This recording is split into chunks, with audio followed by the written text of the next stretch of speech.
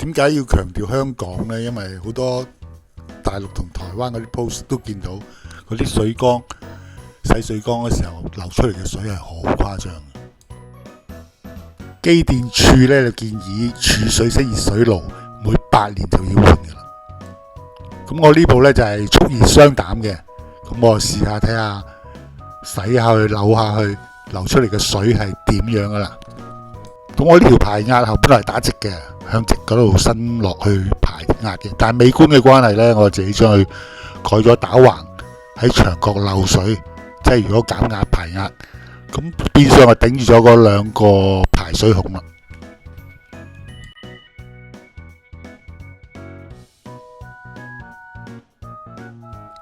咁我而家呢就要擰甩呢條排壓喉先至可以鬆咗呢兩粒排水孔嗰兩粒螺絲帽蓋。咁另外呢兩條冷水喉同熱水喉都要甩咗去。估唔到啲水又可以咁清咯，一啲濁都冇。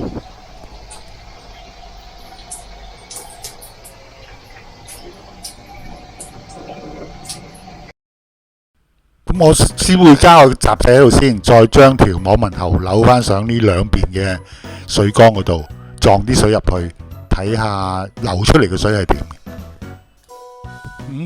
記住事前一定要熄總掣啦，電嘅水掣啦，同埋放清咗，同埋用晒嗰個缸入邊啲熱水先咁做。咁撞啲水入去，流出嚟嘅水都係清澈嘅。